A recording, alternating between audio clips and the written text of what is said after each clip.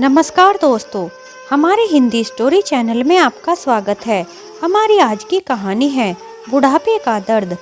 ओम प्रकाश जी जब अपनी ड्यूटी से शाम को घर आते हैं तो रोज एक बच्चा उनको भीख मांगते हुए दिखता है, जो उन्हें देखते ही कहता है, साहब जी मुझे बहुत तेज भूख लगी है, मुझे कुछ खाने को दे दो या फिर मुझे कुछ पैसे ही दे दो।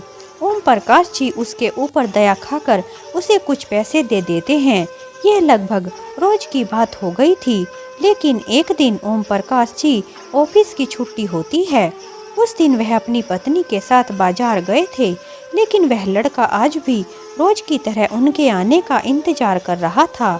लेकिन जब दोपहर से शाम और शाम से रात होने लगी तो वह इंतजार करके वहां से वापस जा रहा था। तभी ओम प्रकाश जी अपनी पत्नी के साथ दूसरे रास्ते से जाते हुए उसे दिखाई दिए। वह लड़का दौड़कर उनके पीछे पीछे गया और उन्हें आवाज लगाई, साहब जी सुनो ना, मुझे कुछ पैसे दे दो। यह आवाज उनकी पत्नी को भी सुनाई दी। उन्होंने पीछे मुड़कर देखा तो वही लड़का जिसको वह पैसे देते थे वही आवाज लगा रहा था और उन्हें रोकने की कोशिश कर रहा था। उनकी पत्नी ने कहा, जरा आप गाड़ी रोको, देखो कोई हमें बुला रहा है। तभी ओम प्रकाश जी को याद आया कि आज तो उन्होंने उस लड़के को भी पैसे नहीं दिए हैं, शायद वही होगा। उन्होंने अपनी गाड़ी को रोक दिया और उसके पास आने का इंतजार करने लगे। जब वह लड़का आया तो उन्होंने उसे कुछ पैसे निकाल कर दे दिए। उनकी पत्नी कहने लगी, आपने इसे पैसे क्यों दिए हैं? इस लड़के ने कहा, मैडम जी मेरा नाम रोहन है, मेरा इस दुनिया में कोई भी नहीं है, इसलिए मैं भीख मांग कर ही अपना गुजारा करता हूँ। यह कहकर उस लड़के की आंखों में आंसू आ गए तो ओम प्रकाश जी की पत्नी ने उस लड़के के सर पर हाथ रख कर बोली, चिंता मत करो बेटा, आज के बाद तुम्हें भीख मांग कर नहीं खानी पड़ेगी। और इतना ही नहीं, उन्होंने उसे 1000 रुपए भी दिए और कहा, इन पैसों से तुम्हें कोई काम करना होगा और कभी दोबारा भीख मत मांगना। एक बार भीख मांगना मतलब 100 बार मरने के समान होता है। रोहन के दिल में यशोदा जी की बातें बैठ गई थी। रोहन ने उसके द्वारा दिए हुए पैसों को अपनी जेब में रख लिया और अपने आप से बहुत सारे सवाल जवाब करते हुए वहां से चल दिया। वह कुछ दूरी पर गया, उसने देखा कि एक आदमी जिसके दोनों हाथ नहीं हैं, वह भी कुछ ना कुछ करतब करके दिखा रहा है और उसे देखने के लिए लोगों की भीड़ इकट्ठा हो गई है। तालियों की गड़गड़ाहट उस विकलांग का उत्साह बढ़ा रही थी और वह आदमी जो उस विकलांग के साथ वहां आया हुआ था, उसने वहां उपस्थित सभी लोगों को बताया कि जब इसका जन्म हुआ था तो इसके माता पिता ने इसे झाड़ियों में फेंक दिया था, क्योंकि यह अपाहिज था और बेकार समझकर इसे फेंक दिया था। तभी मैं वहां से गुजर रहा था और बच्चे के रोने की आवाज़ सुनकर रुक गया था और मैं इसे वहां से उठा लिया। यह वही बालक है। उन्होंने इससे छुटकारा पाने के लिए इसे इसलिए फेंक दिया था कि यह तड़प तड़प कर मर जाए, लेकिन मैंने इसे वहां से उठाकर मरने से बचा लिया था। लेकिन उन्हें यह नहीं पता था कि मरने वाले से ज़्यादा बचाने वाला बड़ा होता है। रोहन ने जब उसकी यह कहानी सुनी तो उसकी आंखों में आंसू आ गए और सोचने लगा कि इसके दोनों हाथ ना होते हुए भी यह कितनी कुशलता के साथ लोगों को अपना कर्तव्य दिखा रहा है और पैसे कमा रहा है। लेकिन भगवान ने तो मुझे पूरी तरह से सलामत रखा है, किसी तरह की कोई अपंगता मेरे शरीर में नहीं है, तो फिर मैं क्यों भगवान से शिकायत करता हूँ कि उन्होंने मुझे अनाथ क्यों बनाया है।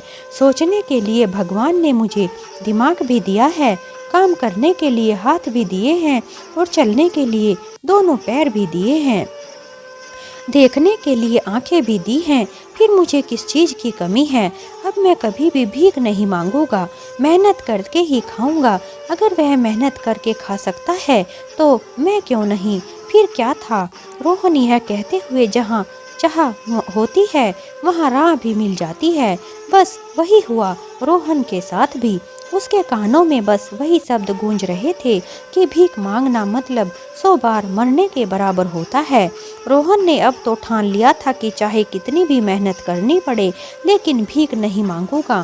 तभी उसे एक समोसे के ठेले पर बहुत भीड़ दिखाई दी। वह वहां जाकर चुपचाप खड़ा हो गया और देखने लगा कि लोग समोसे को कितना पसंद करते हैं और वह समोसे वाला किस तरह से समोसे बनाकर बेच रहा है। रोहन वहां खड़ा होकर देखने लगा कि उस समोसे का स्वाद कैसा है और उसमें क्या क्या डलता है। उसने समोसे वाले से पूछा, आप कैसे समोसे बनाते हो, मुझे भी बता दो, और आप कब से इस काम को कर रहे हो। उस समोसे वाले ने उसे अपनी सारी कहानी बताई और कहा कि मेरे पिताजी भी यही काम करते थे और अब आगे मैं भी यही काम करता हूँ। तो उसने कहा, अंकल क्या मैं भी यह काम कर सकता हूँ। तो उसने कहा, बेटा कर तो सकते हो लेकिन तुम्हें यह काम दूसरी जगह जाकर करना पड़ेगा, क्योंकि यहाँ मेरे समोसे सभी को पसंद हैं, इसलिए सभी ग्राहक भी मेरे ही पास आएंगे, तुम्हारे पास कोई भी नहीं आएगा। तुम शहर के दूसरी तरफ जाकर इस काम को कर सकते हो। रोहन ने उसकी बात को मानकर अपना समोसा बनाने का काम शुरू कर दिया। वह रोज सुबह जल्दी उठकर नहा धोकर भगवान की पूजा करके अपने काम के लिए निकल जाता था।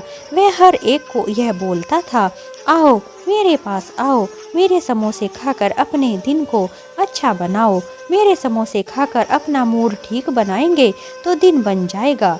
रोहन जब इस तरह के शब्दों का इस्तेमाल करके और इतनी मासूमियत से कहता कि चाहे कितना भी कठोर दिल इंसान हो उसका भी दिल पिघल जाता था और उसके पास आकर उसके बनाए हुए स्वादिष्ट समोसे खाता था और एक के बजाय दो दो समोसे खरीदता था। थोड़े ही दिनों में रोहन समोसे वाला इतना फेमस हो गया कि हर एक व्यक्ति की जुबान पर रोहन का नाम आने लगा था। अब उसे दूसरे समोसे वाले के धंधे में भी फर्क पड़ने लगा था और लोग उस जगह जाकर कहते थे कि अरे तुम कोई खास समोसे नहीं बनाते हो, रोहन समोसे वाले के समोसे खाकर देखो, वह कैसे समोसे बनाते हैं। जो उसके समोसे को एक बार खाता है उसके समोसे का दीवाना हुए बिना नहीं रहता। लोगों की बातों को सुनकर वह समोसे वाला रोहन के पास आया और उसके बनाए हुए समोसे को खाने लगा और खाकर जब पैसे देने लगा तो रोहन ने मना कर दिया और कहा, नहीं अंकल जी, आपने ही मुझे यह काम सिखाया है और कोई भी अपने गुरु से पैसे नहीं ले सकता है, आप तो मेरे गुरु हुए ना। उस समोसे वाले ने सोचा कि क्यों ना मैं अपनी परेशानी रोहन को बता दूं, ताकि रोहन अपनी समोसे की दुकान कहीं और जाकर लगा ले ताकि उसके ग्राहक भी बने रहें। लेकिन उसकी मासूमियत को देखकर उसका भी दिल मना कर रहा था। वह चुपचाप खड़ा रहा। उसके उदास चेहरे को देखकर रोहन ने पूछा, क्या बात है अंकल जी, आप बहुत परेशान लग रहे हैं, क्या कोई परेशानी वाली बात है। तो समोसे वाला बोला, मैं कैसे कहूँ बेटा, मैं किस मुंह से कहूँ, मुझे कुछ समझ नहीं आ रहा है। अगर मैं तुम्हें अपनी परेशानी बताई तो हो सकता है तुम्हारा दिल टूट जाए। रोहन ने कहा, अंकल जी आप एक बार बोलकर तो देखिए, अगर कुछ मेरे बस में हुआ तो मैं ज़रूर करूँगा। वह समोसे वाला बोला, बेटा जब से तुमने यहाँ समोसे की दुकान खोली है मेरे तो ग्राहक ना के बराबर आते हैं। बेटा अब मैं क्या करूँ, अब तो मैं तुम्हें बूढ़ा भी हो गया हूँ, इसके अलावा कोई दूसरा काम भी मुझसे अब नहीं होगा और ना ही मुझे कोई दूसरा काम आता है।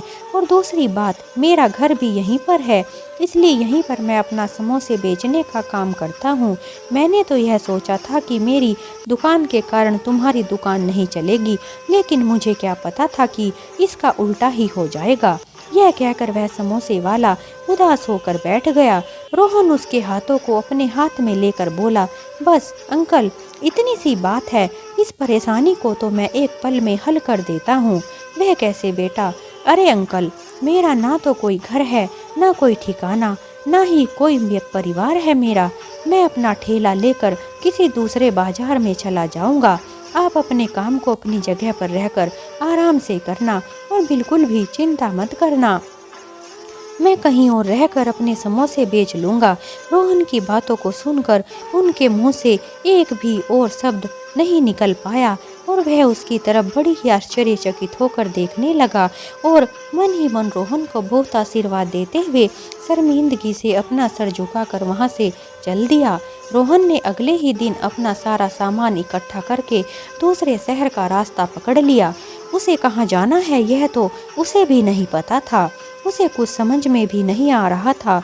उस दिन उसे अपने माता पिता की याद आ रही थी कि काश उसके भी माता पिता होते तो उसका भी एक परिवार होता, लेकिन अफसोस उसका अपना कहने वाला कोई भी नहीं था। फिर उसने अपने आप को बहुत हिम्मत देकर संभाला और एक निर्णय भी कर लिया था कि वह एक ना एक दिन वक्त को जरूर बदलेगा।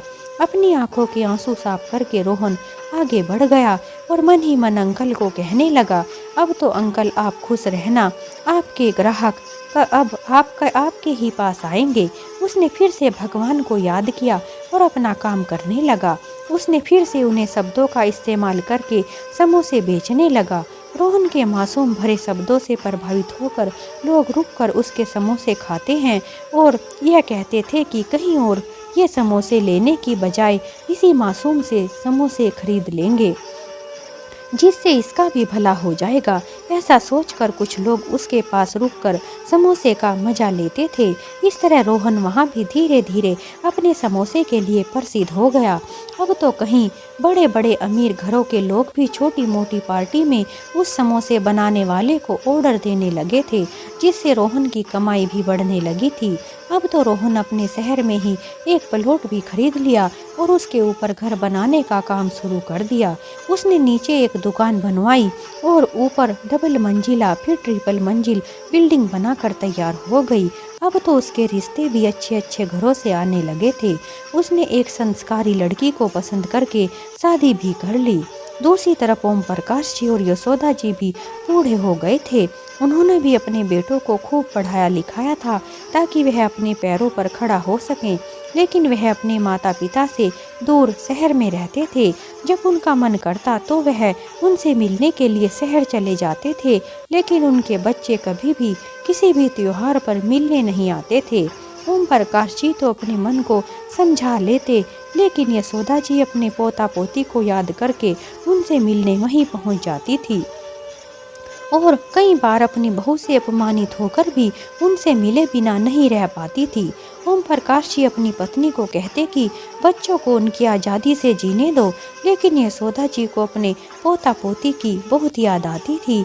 ओम प्रकाश जी अपनी पत्नी के मोह माया को देखकर हैरान हो जाते थे कि जो औरत स्वयं दूसरों को जीवन भर आत्मसम्मान से जीने का पाठ पढ़ाती है, वही औरत मात्र अपने पोता पोती की एक झलक पाने के लिए इतना अपमान भी खुशी खुशी सहन कर लेती है। तभी तो लोग ठीक ही कहते हैं, मूल से ज़्यादा प्यारा ब्याज होता है। यह सोचकर ओम प्रकाश जी मुस्कुराकर रह जाते। ऐसा नहीं था कि उनको अपने पोता पोतियों से प्यार नहीं था, वह भी उनसे उतना ही प्यार करते थे। इसलिए वह अपनी पत्नी को मना किए बिना लेकर चले जाते थे, फिर चाहे उनकी बहू उन्हें 10 बातें ही क्यों ना सुना दे। थोड़ी देर के लिए बुरा तो उन्हें भी लगता था, लेकिन पत्नी के कहने पर वह शांत हो जाते थे और यशोदा जी कहती थी, कोई बात नहीं, अपने ही तो बच्चे हैं, अपनों के कहने का क्या ही बुरा मानना। लेकिन हद तो उस समय हो गई जब दोनों बेटे बहू ने उनके पास आकर कहा, हमारे बिजनेस में बहुत घाटा हो गया है। रोकर हमसे मदद मांगने लगे और बोले, अगर रिटायरमेंट के पैसे आप हमें दे दोगे तो आपकी बड़ी मेहरबानी होगी। आप भी तो बूढ़े हो गए हो, आपको भी अपने पोता पोती की और बेटा बहू की बुढ़ापे में ज़रूरत पड़ेगी, इसलिए आज से आप हमारे पास ही रहना। उन्होंने अपने बच्चों की बातें सुनकर सोचा कि आज तक जिन बच्चों ने एक बार भी अपने पास अपने घर में मान सम्मान नहीं दिया, आज कितनी मीठी मीठी बातें करके हमें अपने पास रखने की बातें कर रहे हैं। लेकिन वहीं यशोदा जी तो अपने बेटे बहू की बातों में आकर उनकी चालाकी को समझ ही नहीं पाई और बोली, हमारे बच्चे ठीक ही तो कह रहे हैं, आज नहीं तो कल अपने बच्चों का साथ हमें चाहिए ही होगा, तो क्यों ना हम आज ही अपने बेटा बहू के पास चले। और वैसे तो हमारी हर एक चीज़ पर हमारे बच्चों का ही अधिकार है, चाहे फिर हम उनको वह पहले दें या बाद में, क्या फ़र्क पड़ता है। अपनी पत्नी के कहने पर ओम प्रकाश जी मान गए और उन्होंने अपने सभी रिटायरमेंट के पैसों को दोनों बेटों में बराबर बांट दिया। उनके दोनों बेटे बहुत खुश हुए। अगले ही दिन उनका बड़ा बेटा अपना बैग लेकर बाहर आया। उसे देखकर यशोदा जी बोली, यह क्या कर रहे हो? क्या तुम अपने घर जा रहे हो? हाँ, रात को ही एक जरूरी फ़ोन आया था। अगर मैं आज नहीं गया तो वह काम कैंसिल हो जाएगा, इसलिए मुझे अभी निकलना होगा। तभी दूसरा बेटा भी अपना बैग लेकर बाहर आ गया। वह भी बोला, मुझे भी जाना है। यशोदा जी कहने लगी, क्या तुम्हें भी किसी डीलर से मिलना है? अरे नहीं माँ, ऑफिस में मैं काम करता हूँ वहीं से फ़ोन आया है और उन्होंने कहा है कि आज ही आज मुझे अपने बिजनेस में पैसे लगाने होंगे। अगर आज ही पैसे नहीं लगाए तो वह मुझे पार्टनरशिप से हटा देंगे, इसलिए मुझे भी अभी के अभी निकलना पड़ेगा। यशोदा जी बोली, वह सब तो ठीक है, लेकिन हमें कौन लेकर जाएगा यह तो बताओ। हम दोनों के बारे में तुम लोगों ने क्या सोचा है? तो दोनों एक दूसरे की तरफ देखने लगे। तभी बड़ा बेटा बोला, माँ आप चिंता क्यों करती हो? हम लोग दोबारा आप दोनों को लेने आएंगे। आप लोग अपने ही तो घर में रह रहे हो, हमारी तरह आपको किसी का किराया तो नहीं देना पड़ रहा है। अभी आप यहीं पर मज़े से रहिए, जब हमें समय मिलेगा हम लेने आ जाएंगे। तभी यशोदा जी बोली, अरे बेटा, हम सब तो एक ही परिवार में थे। तुम हमें रात को बता देते तो हम भी आज ही तुम्हारे साथ निकल जाते। कैसे बताते हम?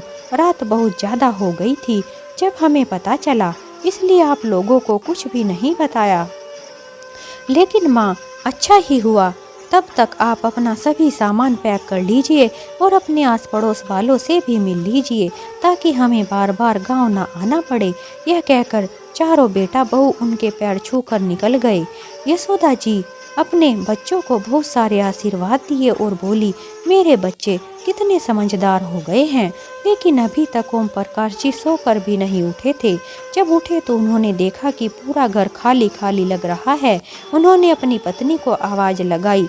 यशोदा जी गर्म पानी का गिलास लेकर उनके पास आई तो ओम प्रकाश जी उनसे पूछने लगे, आज पूरा घर इतना सोना सोना क्यों लग रहा है? बच्चे कहाँ हैं? तो यशोदा जी ने मायूस होकर कहा, बच्चे तो अपनी पत्नी और बच्चों के साथ शहर चले गए हैं, क्योंकि उन्हें ज़रूरी काम आ गया था, और कहा है कि हमारी तरफ से पिताजी से माफ़ी मांग लेना। देख रहे हैं जी, हमारे बच्चे आजकल कितने समझदार होते जा रहे हैं। अपनी पत्नी की निस्वार्थ प्रेम भरी बातें सुनकर ओम प्रकाश जी की आंखों में आंसू आ गए और बोले, मेरी पत्नी कितनी भोली है। उसे तो अपने बच्चों का स्वार्थ और लालच भी समझ में नहीं आ रहा है। लेकिन मैं अपनी पत्नी को सच बताकर दुखी नहीं करना चाहता हूँ। वह अपने बच्चों की मक्कारी को समझ गए थे। वह समझ गए थे कि वह तो सिर्फ पैसे लेने ही आए थे और स्वार्थ पूरा होते ही गायब हो गए। उन्होंने अपने माँ बाप से कोई वास्ता भी नहीं रखा। उनकी तरफ से उनके माता पिता जिए या मरे उन्हें कोई फ़र्क ही नहीं पड़ता है। उन्हें अपने माता पिता से कोई लेना देना नहीं है, इसलिए तो हमें अपने साथ नहीं लेकर गए। थोड़े दिनों के बाद एक दिन ओम प्रकाश जी अपने ही घर की सीढ़ियों से गिर पड़े, जिससे उनकी कमर में ज़्यादा चोट आ गई थी। यशोदा जी ने पड़ोसियों की मदद से उन्हें अस्पताल में भर्ती करवाया। डॉक्टर ने बताया कि हड्डी फ्रैक्चर हो गई है, जल्दी से ऑपरेशन करना पड़ेगा, वरना बहुत परेशानी हो जाएगी। शायद ओम प्रकाश जी कभी भी अपने पैरों पर खड़ा ना हो सके। डॉक्टर की बात सुनकर यशोदा जी घबरा गई। उन्हें समझ में नहीं आ रहा था कि अब वह क्या करे। उनके पास जितने भी पैसे थे उन्होंने सब के सब पैसे अस्पताल में जमा करवा दिए। फिर अपने किसी जानकार को फ़ोन करके सारी बातें बताई तो उन्होंने यशोदा जी को कहा, जब तुमने अपने बेटों को पैसे दिए थे तब से अब तक काफ़ी समय हो गया है। तुम्हारे बच्चों ने अब तो काफ़ी पैसे कमा लिए होंगे, तो क्यों ना तुम उनसे अपने पैसे वापस मांग लो। यशोदा जी को उनकी बातें सही लगी। उन्होंने तुरंत ही अपने बड़े बेटे को फ़ोन लगाया और सारी बातें बताकर रोने लगी। उनका बेटा बोला, माँ आप रोना बंद करो, रोने से कुछ भी होने वाला नहीं है। लेकिन मेरे पास अभी पैसे नहीं हैं, वह तो सारे खर्च हो गए हैं। क्यों ना आप अपने छोटे बेटे से पूछ लो, शायद पैसे मिल जाएं। मैं तो 4 दिन के बाद आपको फ़ोन करता हूँ। इतना कहकर उसने फोन रख दिया। अपने बेटे की बात को सुनकर यशोदा जी दंग रह गई थी। उन्हें विश्वास नहीं हो रहा था कि जिन बेटों को वह समझदार बता रही थी, समय आने पर वही बेटे उन्हें ऐसा जवाब भी देंगे। लेकिन फिर भी उन्होंने अपने सीने पर पत्थर रखकर अपने छोटे बेटे को फ़ोन किया और उसे सारी बातें बताई। लेकिन उसने भी कह दिया, माँ, आपको क्या लगता है कि पैसे एक जगह रुकते हैं? मेरे पास तो पैसे इधर से आते हैं और उधर चले जाते हैं। इसी को ही तो बिजनेस कहते हैं। माँ, मैं तो अपने सारे पैसे को बिजनेस में लगा दिया है। आप अचानक से पैसों को मांगोगे तो मैं आपको कहाँ से ला कर दूंगा? मुझे तो पैसों की उम्मीद बिल्कुल भी मत करना। उसने अपने पिता की तबीयत के बारे में पूछे बिना ही फोन काट दिया। अब तो यशोदा जी को समझ नहीं आ रहा था कि वह क्या करे। जिन बेटों के लिए उन्होंने अपना सब कुछ लुटा दिया था, समय आने पर वही बच्चे माँ बाप को ऐसा अनदेखा करेंगे, यह दोनों ने सपने में भी नहीं सोचा था। आज दोनों बच्चे अपने माता पिता को आंखें दिखा रहे हैं। यह सोच सोच कर यशोदा जी जोर जोर से रोने लगी। लेकिन थोड़ी देर बाद अपने आप को संभालते हुए उन्होंने अपने जेवर इकट्ठे किए और उनको लेकर बेचने निकल पड़ी। उन्हें बेचकर अपने पति का इलाज करवाने लगी। बीच बीच में उनके कुछ रिश्तेदार भी उनसे मिलने आते रहते थे। बातों ही बातों में उन्होंने उन्हें बताया कि उनके बच्चों ने बहला फुसला कर उनके सारे पैसे ऐंठ लिए हैं और अब हमें पैसों की ज़रूरत है तो बात भी करना ज़रूरी नहीं समझ रहे हैं। फिर उन सभी रिश्तेदारों ने उनके बेटों के पास फ़ोन किया और उन्हें कहा कि तुम कैसी औलाद हो जो अपने माता पिता की इस हालत में भी उनके साथ नहीं हो। उनकी सहायता करना तुम्हारा फर्ज बनता है। अपने माँ बाप की सेवा तो तुम्हें करनी ही पड़ेगी। आखिर इसी दिन के लिए ही तो माँ बाप अपने बच्चों को पाल पोस कर बड़ा करते हैं। तुम दोनों ने उनके सारे रिटायरमेंट के पैसे भी ले लिए हैं और आज उनके ऊपर मुसीबत आई है तो तुम दोनों ऐसे तेवर दिखा रहे हो। तुमको भी अभी अपने माता पिता को अपने साथ लेकर जाना होगा, वरना हमारे पास दूसरा रास्ता भी है। रिश्तेदारों के द्वारा धमकी देने पर बड़े बेटे ने अपने माता पिता को अपने साथ लाने के लिए हाँ कर दी। बड़े बेटे की पत्नी घर पर ही रहती थी, जबकि छोटे बेटे की पत्नी नौकरी करती थी।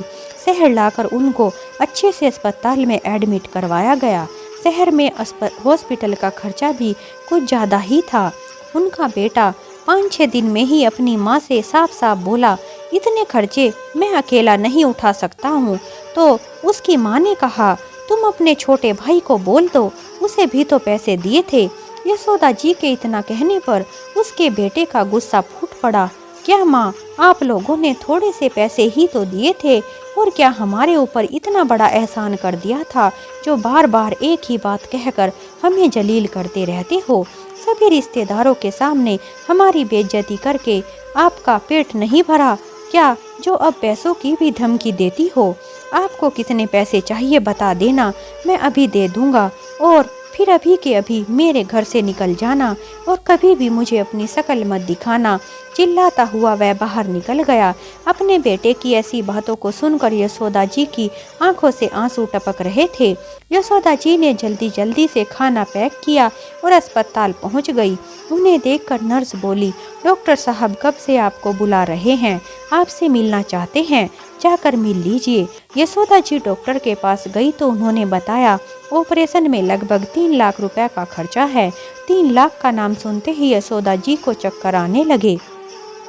वह सोचने लगी, काश हमने अपने बच्चों को पैसे ना दिए होते तो आज कितने अच्छे से इलाज हो पाता। बेटा बहू भी यहीं पर घूमते होते। सारी गलती तो मेरी ही है। काश मैं बार बार इनको पैसे देने के लिए ना कहती। मेरी आंखों पर तो मोह माया की पट्टी बंधी हुई थी। यह कहकर वह रो पड़ी और डॉक्टर को बोली, मैं पैसों की व्यवस्था करके आपको बताती हूँ। डॉक्टर ने कहा, जितना जल्दी हो सके उतना ही ठीक रहेगा। यशोदा जी अब क्या करे, उन्हें समझ में नहीं आ रहा था। उन्हें पता था कि अगर वह अपने छोटे बेटे को कहेंगी तो उसका क्या जवाब होगा, लेकिन वह कहते हैं ना, मरता क्या नहीं करता। यशोदा जी ने फ़ोन उठाया और अपने छोटे बेटे को लगाया, लेकिन उसने अपनी माँ को फ़ोन उठाया ही नहीं। उन्होंने सोचा कि क्यों ना मैं ही उसके घर चली जाती हूँ। जब सामने बैठकर बात करूँगी तो शायद वह समझ जाएगा। लेकिन वह जब उसके घर पहुँची तो घर पर ताला लगा हुआ था। पड़ोसियों से पूछने पर पता चला कि उसने तो इस घर को बेच दिया है। यशोदा जी फिर वहाँ से हॉस्पिटल जाने के लिए भागती दौड़ती चलती जा रही थी कि तभी उनकी टक्कर एक गाड़ी वाले से हो गई। वह गाड़ी वाला बहुत तेज रफ्तार से उनको टक्कर मारकर भागने की कोशिश करता है कि तभी ट्रैफिक पुलिस उसे तुरंत पकड़ लेती है। कुछ लोगों ने यशोदा जी को उठाया, उन्होंने पानी पिलाया। भगवान की दया से उन्हें कोई चोट नहीं आई थी। जब उसने उस गाड़ी वाले की तरफ देखा तो वह कोई और नहीं, उसका बेटा ही था। उसने जब अपनी माँ को देखा तो उसने गिरगिट की तरह रंग बदलना शुरू कर दिया और कहा, माँ आप यहाँ, पिताजी कैसे हैं? मैं तो आप लोगों से ही मिलने के लिए आ रहा था। अच्छा कुछ नहीं। अपने बेटे के मुंह से ऐसी बातें सुनी तो उसकी आंखों से आंसू बहने लगे और बोली, चल बेटा जल्दी से हॉस्पिटल चलते हैं, तुम्हारे पिताजी हमारा इंतजार कर रहे होंगे। पुलिस वाले बोले, अरे यह क्या, अपनी गलती छुपाने के लिए तुम झूठ तो नहीं बोल रहे हो? नहीं साहब, मैं अपने पिताजी की वजह से बहुत परेशान था, इसलिए जल्दी में गाड़ी चला रहा था, इसलिए माँ को भी टक्कर हो गई। अच्छा जी, इसलिए तो तुम कार में आ रहे हो और तुम्हारी माँ पैदल पैदल आ रही है। कहीं तुमने झगड़ा करके अपनी माँ को घर से बाहर तो नहीं निकाल दिया था? जब पुलिस वाले ने ऐसा बोला तो वह घबरा गया, लेकिन यशोदा जी को अपने पति के पास जाने की जल्दी थी और उसने कहा, मैं अपने पति के लिए दुआ करने मंदिर में आई थी। मेरा बेटा तो सच में अपने पिताजी के पास ही जा रहा था, इसलिए जल्दी जल्दी में यह हादसा हो गया। इतना कहकर वह अपने बेटे की गाड़ी में बैठ गई। पुलिस वालों ने यशोदा जी के बेटे को सख्त हिदायत दे दी, अगर तुमने अपने माँ बाप को परेशान किया तो तुम्हें जेल की हवा खानी पड़ सकती है। अपनी माँ को टक्कर मारने और पुलिस वालों की नज़र में आ जाने के कारण वह डर गया था, इसलिए उस समय चुपचाप रहना ही सही समझा और सीधा अपनी माँ को लेकर अस्पताल पहुँच गया। उस समय ओम प्रकाश जी को ऑपरेशन के लिए ले जाया जा रहा था। जब यशोदा जी ने पूछा कि फीस किसने भरी है तो उन्होंने बताया कि एक रोहन नाम का लड़का उनकी फीस जमा करके गया है और दवाई के लिए भी उसे पैसे देकर गया है ताकि उन्हें बाद में कोई परेशानी ना हो। वह आपसे मिलना चाहता था लेकिन आप यहाँ नहीं थी, इसलिए वह बिना मिले ही चला गया। यशोदा जी सोच सोच कर परेशान हो रही थी कि यह रोहन कौन है और इतने पैसे क्यों दे दिए, वह भी अजनबी होकर। आखिर यह रोहन कौन है? फिर उसने अपने बेटे से रोहन के बारे में पूछा तो उसने भी मना कर दिया कि वह किसी रोहन को नहीं जानता है। थोड़ी ही देर के बाद ओम प्रकाश जी को ऑपरेशन थिएटर से बाहर लाया गया। उनका बेटा उनसे मिलकर और अपनी माँ को अपने घर का पता देकर वहाँ से चला गया। जब अस्पताल से छुट्टी हुई तो उसने अपने बेटे को फ़ोन किया तो उसने कहा, हम अपनी ड्यूटी पर आ गए हैं, आप लोग ऑटो करके आ जाइए। यशोदा जी को तो घर का पता भी नहीं था। उन्होंने ऑटो वाले को एड्रेस बताया तो उसने उन्हें वहां पहुंचा दिया। दोनों पति पत्नी अपने बेटे के घर के सामने भिखारी की तरह भूखे प्यासे बैठे हुए थे। जब उनकी बहू शाम को घर आई तो उन्हें देखकर आग बबूला हो गई और फिर उन्हें घर के अंदर आने को कहा। अंदर आते ही उनके ऊपर बरस पड़ी, क्या आप लोग शाम को नहीं आ सकते थे? क्या आपको नहीं पता था कि घर में दिन में कोई नहीं रहता है? हम तो शाम के समय ही घर आते हैं। आप गंवार लोगों की वजह से पड़ोस में हमारी क्या इज्जत रह जाएगी? लोगों ने जब आपके घर के सामने बैठा देखा होगा तो क्या कहा होगा कि उनके घर में कौन भिखारी लोग आए हैं। चिल्लाते हुए उनकी बहू यशोदा जी को बोली, चलिए उठिए, जल्दी से काम पर लग जाइए। मैं तो पूरा दिन काम करती हूँ, आप तो हॉस्पिटल में आराम से बैठी होंगी, मैं तो बहुत थकी हुई हूँ, जल्दी से काम में लग जाइए। यशोदा जी चुपचाप घर के कामों में लग गई बिना किसी बहस के। मैं घर के सभी कामों को करने लगी थी, बदले में रोज अपनी बहू द्वारा अपमानित होती रहती थी। एक दिन ओम प्रकाश जी रात के समय पानी मांग रहे थे। यशोदा जी उनके लिए पानी लेने किचन में गई तो उनके बेटे बहू के कमरे की लाइट जली हुई थी और उनकी बहू कह रही थी कि ये बूढ़े बुढ़िया को रास्ते से ही हटा देते हैं। फिर नाम ना रहेगा बांस और ना ही बजेगी बांसुरी। फिर उनका बेटा बोला, लेकिन क्या बताऊं, जब से माँ का एक्सीडेंट हुआ है पुलिस वालों ने मुझे सख्त हिदायत दे रखी है कि इनको कुछ भी नहीं होना चाहिए। अगर इनको कुछ हुआ तो मेरे ऊपर ही शक करेंगे। अरे तुम इनकी चिंता मत करो, मैंने सब कुछ सोच रखा है। तुम्हारे ऊपर कोई भी बात नहीं आएगी। कोई अच्छा सा अवसर देखकर इन्हें ऐसी मौत देंगे कि किसी को कानों कान खबर भी नहीं होगी। अपनी बहू बेटा की ऐसी बातें सुनकर यशोदा जी की आंखों में आंसू बहने लगे और वह अपने कमरे में चली गई। थोड़ी देर बाद कुछ सोच विचार करने के अपने पति को सारी बातें बताने लगी। ओम प्रकाश जी ने यशोदा जी से पूछा, तुम्हारा एक्सीडेंट किसने किया था? यशोदा जी ने उस दिन की सारी बात उनको बता दी और बताया कि पुलिस वाले ने उसे क्या कहा था। ओम प्रकाश जी तुरंत समझ गए थे कि इसी मजबूरी की वजह से उसने हमें अपने पास रखा है, वरना वह तो हमें एक सेकंड भी अपने पास नहीं रखना चाहता है। रात दिन अपनी बेइज्जती करने और बिना मौत मरने से तो अच्छा है कि हम रातों रात कहीं चले जाएं। रात के अंधेरे में वे दोनों चुपचाप वहां से निकल पड़े। फिर कुछ दूर जाकर जब उन्हें भूख लगी तो उन्होंने एक समोसे के ठेले पर जाकर चाय पी और गांव जाने वाली बस का इंतजार करने लगे।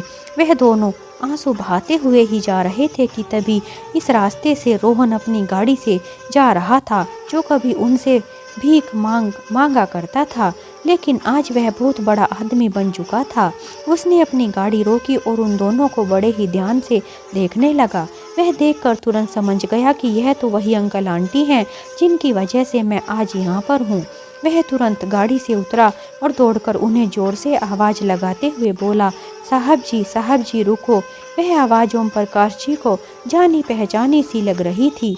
उन्होंने पीछे मुड़कर देखा तो एक आदमी उनकी तरफ दौड़ते हुए आ रहा है, लेकिन ओम प्रकाश जी उसे पहचान नहीं पाए। उसे देखकर बोले, माफ करना बेटा, मैं तुम्हें नहीं पहचाना है। तुम कौन हो? साहब जी, मैं रोहन हूँ, आपका वही रोहन जिसे आप रोज पैसे देते थे। और आंटी, आपने भी मुझे नहीं पहचाना और आपने तो मुझे भीख मांगने से मना किया था। आज आपका आशीर्वाद से ही मैं एक काबिल इंसान बन गया हूँ। चलिए साहब जी, आज ये रोहन आपका बेटा आपको आज अपनी कमाई खिलाएगा, जिसमें भीख का 1 रुपया भी नहीं होगा, बल्कि आपके द्वारा और आंटी के द्वारा दिए गए पैसों से आपका रोहन आज इस मुकाम तक पहुंच पाया है। और आपके पैसों का ब्याज ही है जो आपके बुढ़ापे में आपको सहायता भी प्रदान करेगा। रोहन की बातों को सुनकर ओम प्रकाश जी और यशोदा जी की आंखों में आंसू आ गए और वह दोनों रोहन के साथ चल पड़े। रोहन ने बहुत बड़ा बंगला भी बना लिया था। यशोदा जी उसकी तरक्की को देखकर बहुत खुश हुई। इस दौरान उसने उन्हें बताया कि उसने अस्पताल में उनके ऑपरेशन का बिल भरा था। मैं भी अपनी पत्नी के लिए वहां पर गया था, तभी मुझे पता चला कि आपको पैसों के कारण इलाज नहीं हो पा रहा है।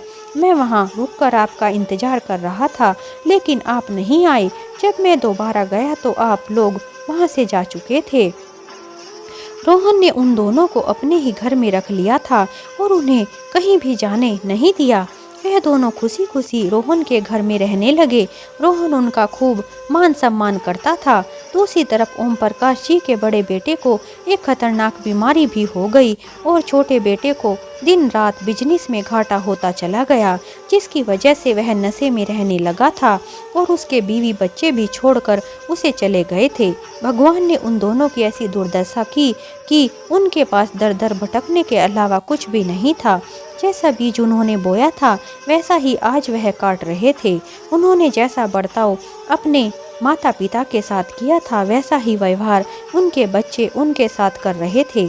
जो माता पिता बच्चों को इतना प्यार करते हैं, हमें उनके साथ ऐसा बर्ताव कभी भी नहीं करना चाहिए।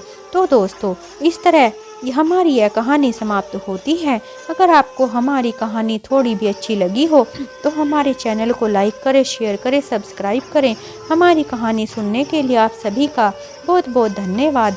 एक नई कहानी के साथ हम आपसे फिर मिलते हैं।